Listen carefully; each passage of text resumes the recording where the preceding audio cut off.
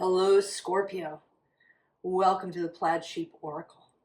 I'm not surprised you came out today. It is the day of the Leo new moon opposite Pluto in Aquarius. Your planet, or one of your two planets,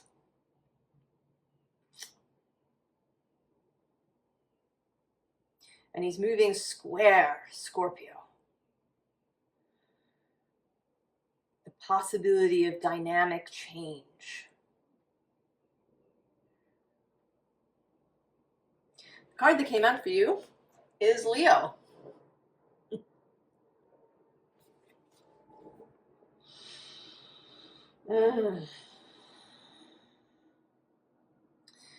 There is enormous, gigantic possibility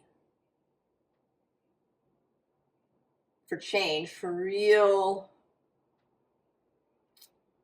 expansion, evolution.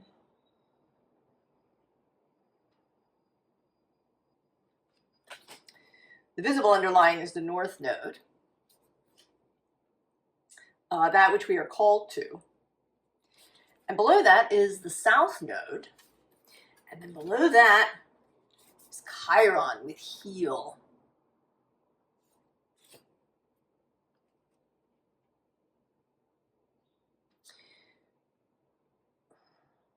There is a healing, right? A healing between the past and the future.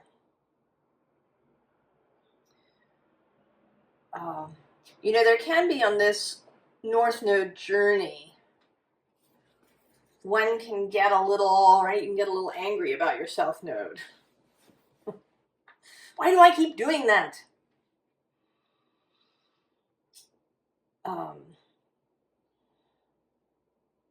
And this seems like a real, reproachment, really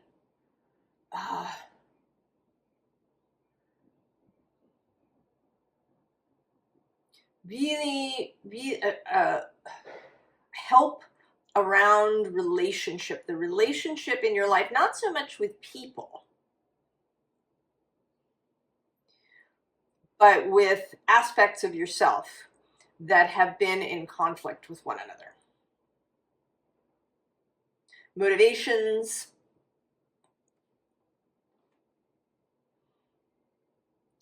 maybe there's a motivation to explore and do all sorts of cool things, and then maybe there's a motivation to stay really stable and secure.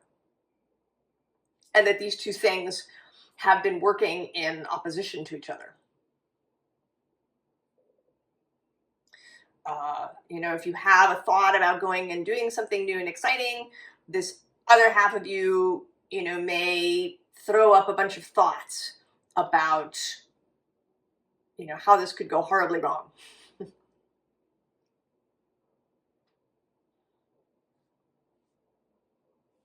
And then you don't get anywhere. Or if you're, really thinking about your own stability and how to be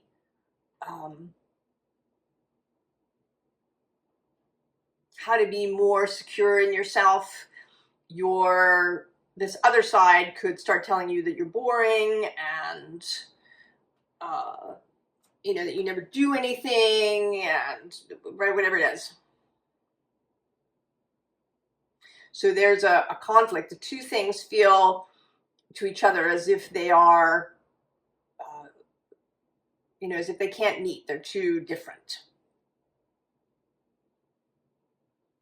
But Scorpio, actually, one of Scorpio's things is about union, is about merging. It is about integration. And the unseen underlying is this fifth house passion, creation, imagination. And interestingly, I don't think I've noticed before, but right, these two cards have opposite numbers, 34 and 43. And then also this Leo card is a 5, so there's this 3, 4, 5 thing happening too. of, right, of moving, of progress.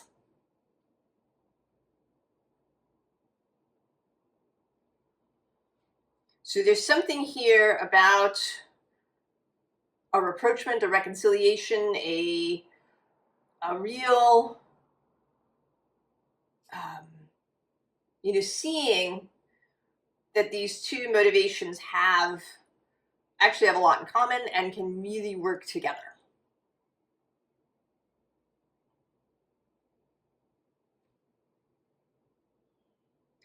Now, this is also, of course, about power. A lot of Pluto is about power and how we express it in the world and how we think it has to be.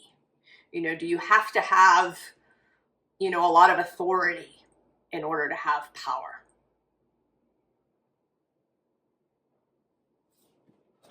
And what does it even mean, actually, to have authority?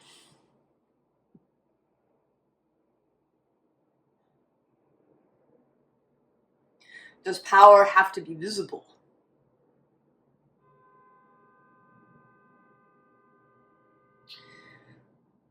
So this is a new tarot deck for me. It's called the Mindscapes Tarot by John Rice. It's really beautiful, very lovingly made. And it's interesting that it's here.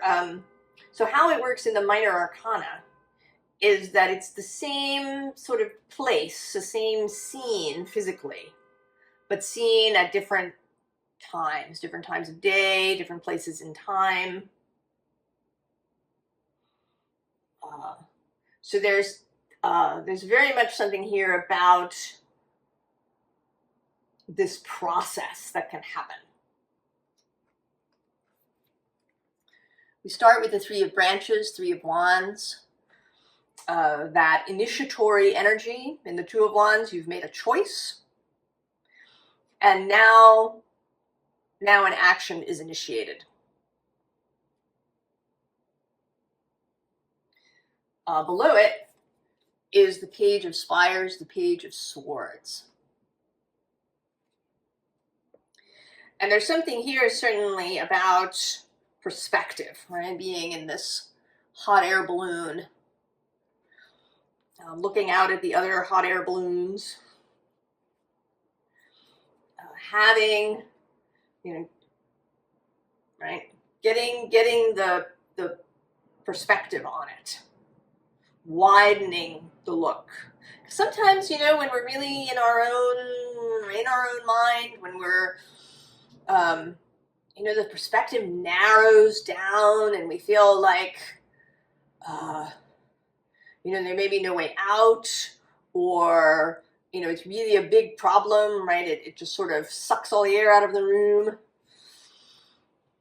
And this allows you to, you know, to see it from a bigger perspective. It's not, right? It isn't the whole world. Here too, with this Page of Branches, Page of Wands, it's like getting out of some box that you've been in.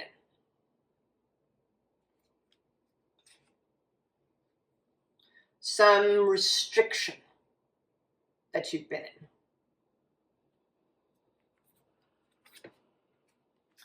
So we have the King of Spires, the King of Swords, is associated with Aquarius.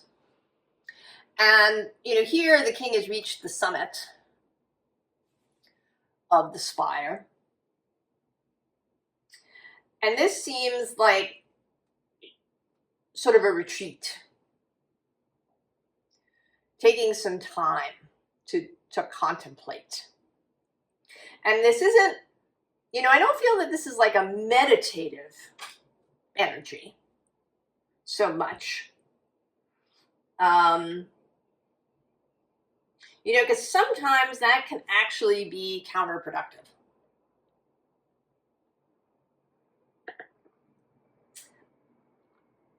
This seems more like allowing yourself to really think about things from other directions. And we get the moon, this moon that we are having, this new moon that we are having.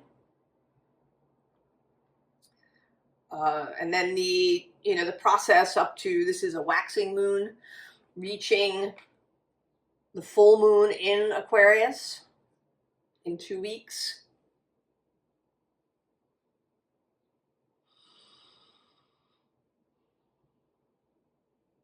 So it may be that it is a, you know, kind of a 2-week process, possibly.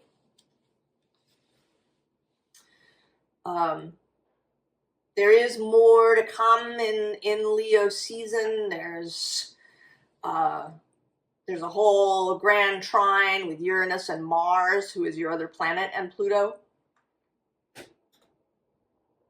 So there's a lot of energies that I think will unfold this.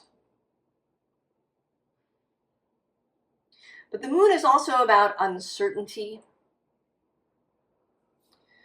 about a willingness to not know, to be in the dark for a bit, or to explore and to look at things differently. Things look different in moonlight than they do in sunlight.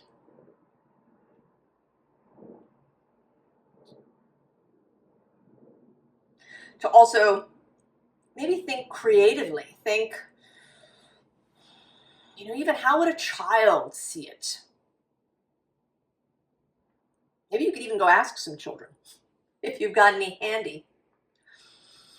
You know, maybe there's some creative work that you could do as part of this process, painting, drawing, knitting, cooking, sculpting. And it doesn't have to be anything that you're good at. You don't have to be a painter or an artist, but right, there's something about exploring things. I mean, maybe it would be especially good if you explored through some process that you don't normally do. You know, if you normally paint, maybe you write poetry instead. To see, right, to see something different. And then we have this 9 of Spires. And this seems like, right, something igniting here in the distance, like seeing something that was not visible before.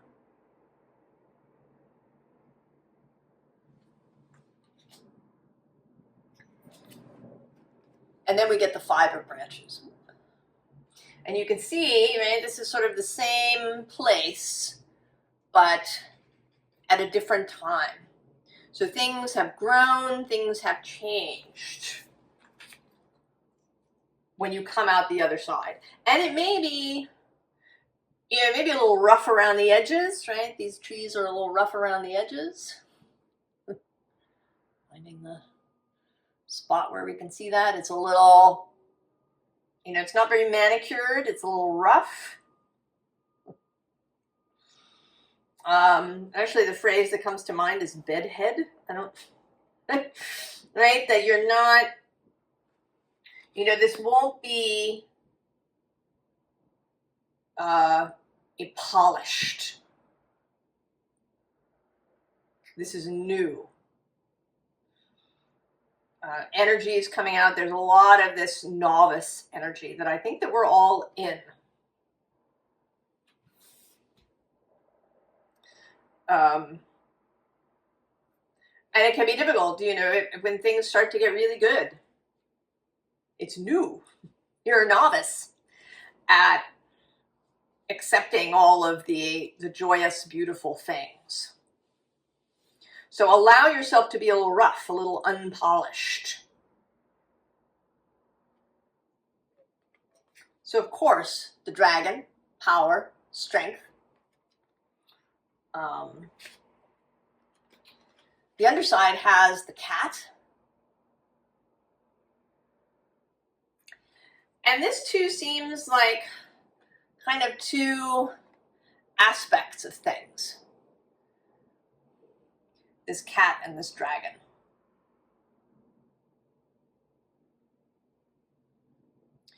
Two ways that power can manifest. You know, the dragon is big and powerful and, you know, breathes fire and all of these things. And the cat is nimble,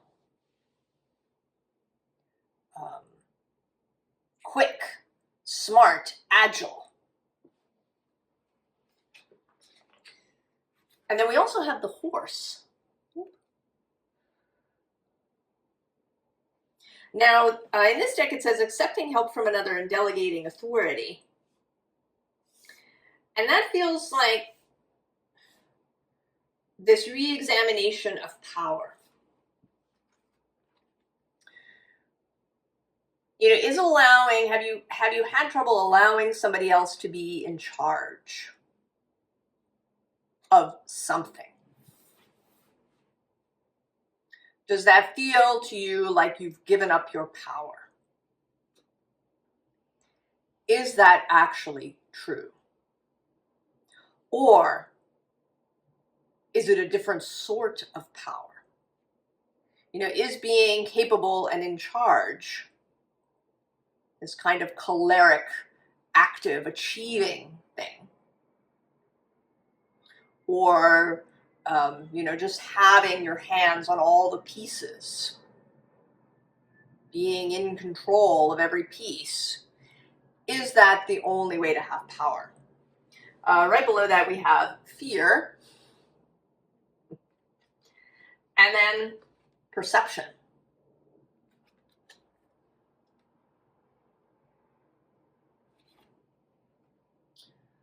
Earth Fairy. Now this says physical health, grounding, and foundations. But I'm actually feeling a lightening. You know, it's the Earth Fairy.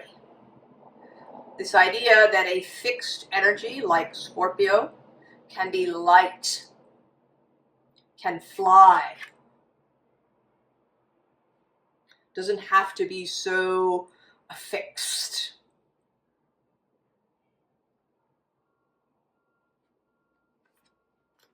So trust.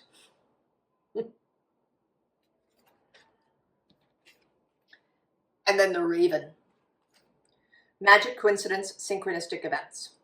There's also a sense here of allowing, of not feeling the need to really try, not feeling the need to really effort.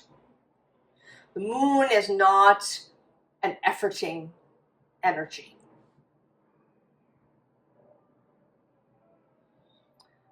Right? This King of Spires separates himself. He's climbed to the top of the mountain to get a little alone time in his own head. But then this isn't meant to be an assignment. This isn't a 12-step process. Right? This is Leo and the 5th house of passion. There's fun that's wanted to be here, lightness, and trusting that the energies of the cosmos and of your own soul are on it. That there really isn't anything you need to do. You've kind of done enough. And what is here is a little bit of an unwinding, just right, this perspective shift. And the creative aspect, this kind of doing art, fun thing, you know, isn't about doing it, but about this release.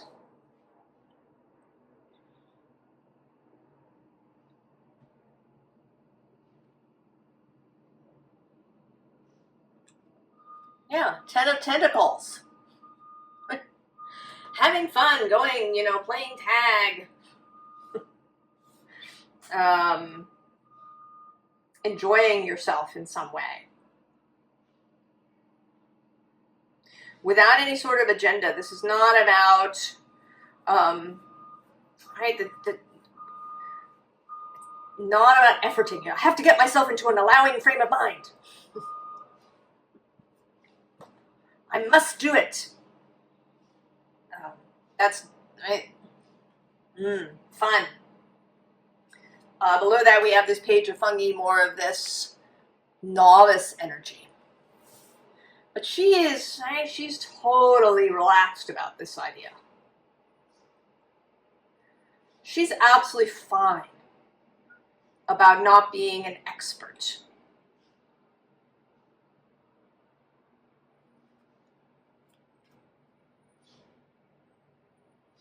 You know, she's got her little hedgehog. There's flowers. Now, she knows what she knows. She's not giving up, you know, on any skills that she already possesses. But she's open, she's flexible. The bottom of this deck, not surprised to see it, is death. And actually, when I chose this Avalon deck, death was on the top. And I almost took it, but then I waited to see if it would come out, and it's come out here instead.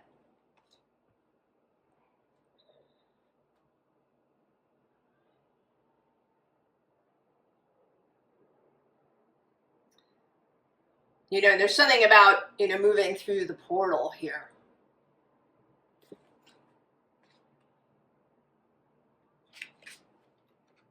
Ace of Combustion, Ace of Wands.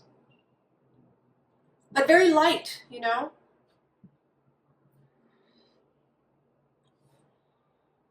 It's not a big flaming torch. And then the Star, really relaxed. Allowing things to come in, not efforting. And there's more child energy with the Six of Pentacles.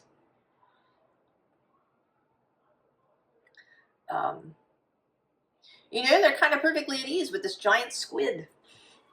They're all having fun together. I think we can get this feeling, you know, that, right, that source, that the divine is, you know, is big and powerful, and there can be a really heavy sort of energy to that, and the deeps and the storm, and I think that source wants to be seen as light, as laughter, giggling, you know, picking flowers and dancing.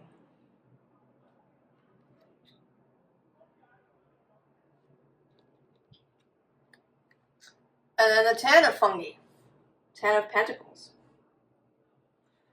Joyful, celebratory.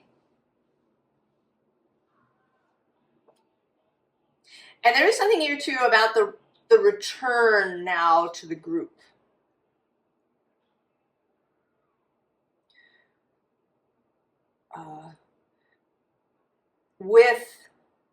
With a greater sense of self. You've probably experienced that. You know, maybe going back home and seeing a lot of your family at once, or seeing friends from high school or college, that there's a tendency to revert,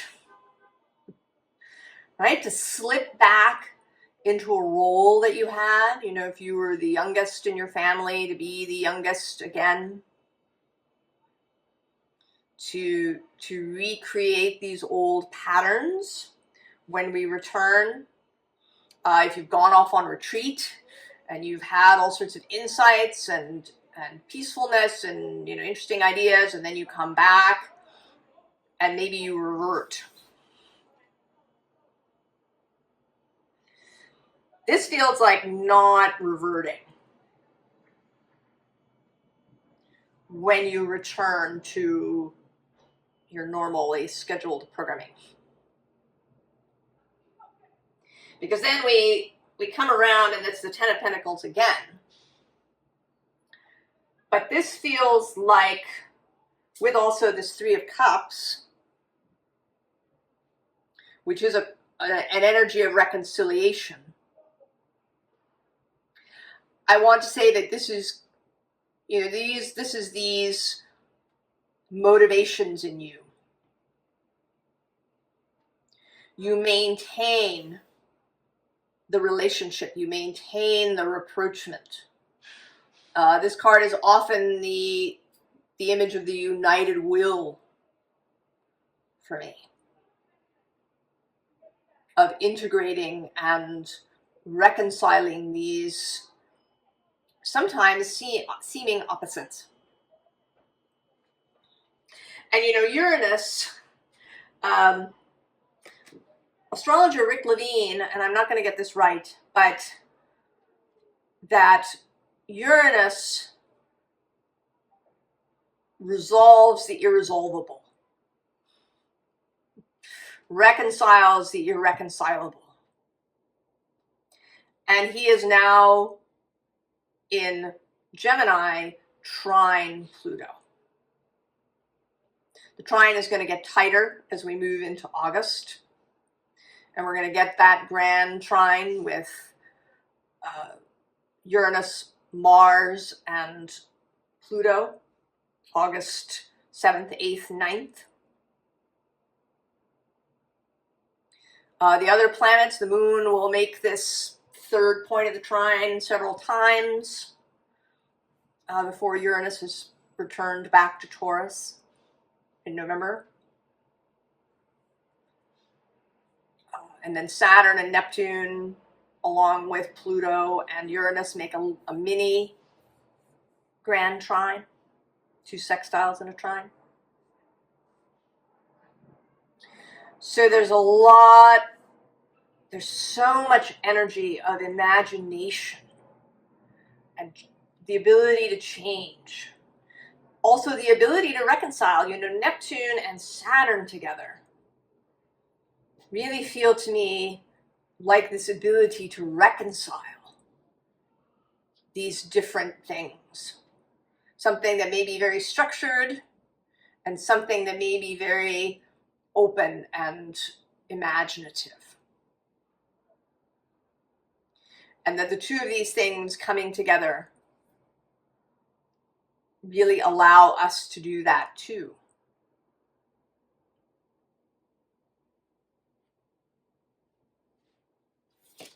So then we get Judgment.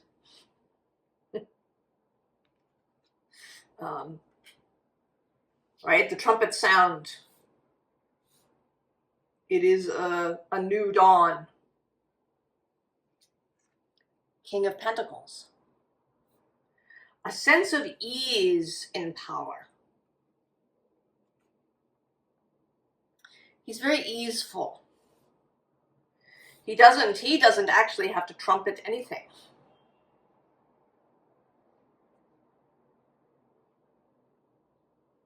It's an internal security.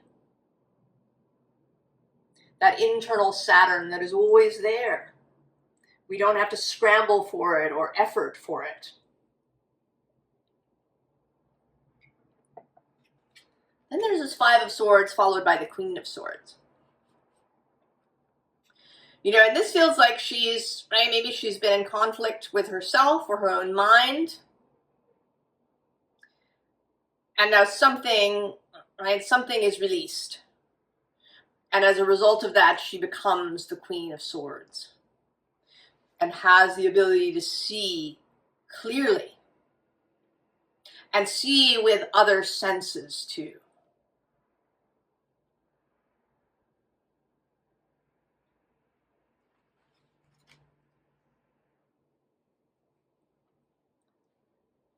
Formal advice. Not surprised to see it. It's been coming out a lot. Remember who you are. And also this Court, the feminine. I wish I had another word for it. Because I don't even want to, like, receptivity is insufficient. But this energy of not efforting, not striving. So it doesn't, it doesn't mean that you do nothing, but you do differently.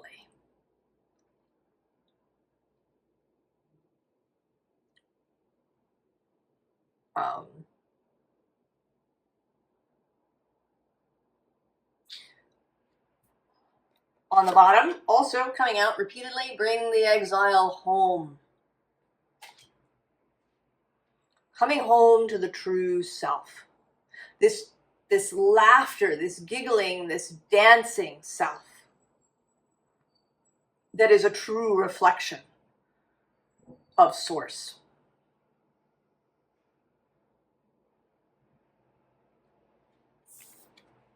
Tell a new story.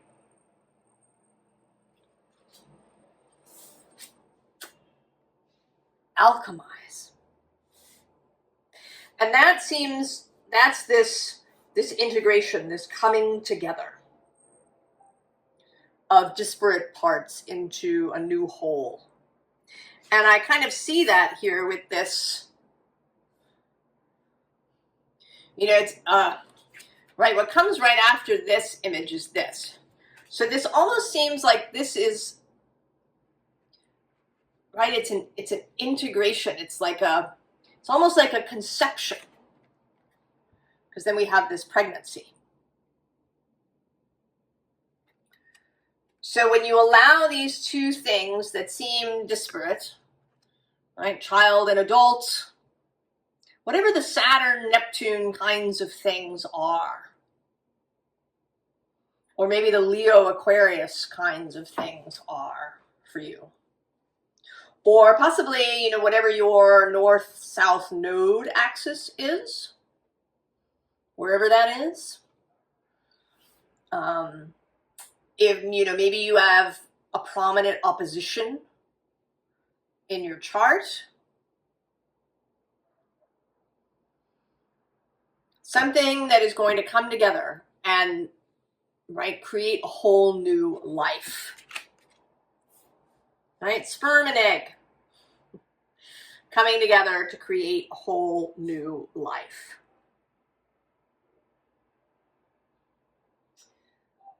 Now I kind of want to pull a card or cards for this, I don't know, for the new life, or something that comes after.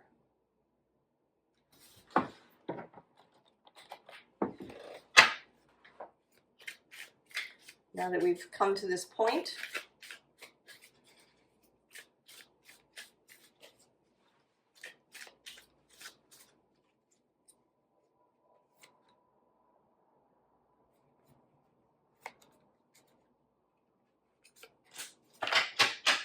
Oh, look at that.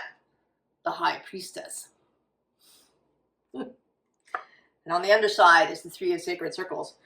Right? The High Priestess in her space. I don't know, this feels like she is delivering a message to you, Scorpio. Five of Sacred Circles. Two of Sacred Circles. And the Wheel of Fortune.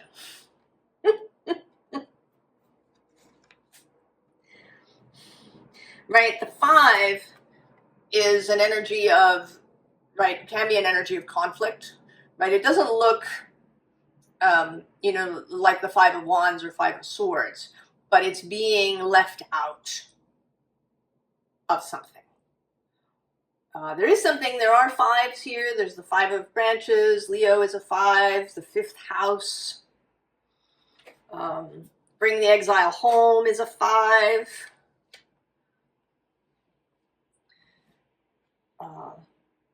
The Five of Swords is here. And then this Five of Sacred Circles, Five of Pentacles.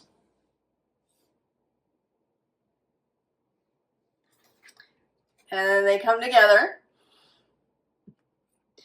The reconciling, the integration of these things. And then the Wheel of Fortune. Then everything moves And also that this is happening. That there's nothing you need to do, you know, beyond following your own intuitive nudges.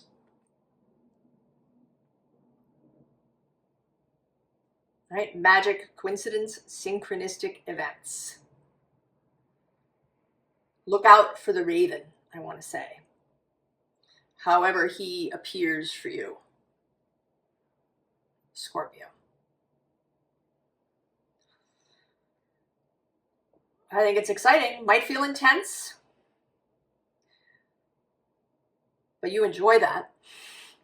Scorpio. Some intensity, some dragon energy. I think this new moon is a significant moment.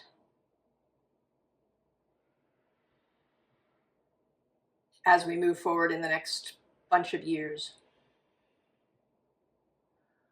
I wish you all the very, very best, Scorpio. And I'll see you next time. So long.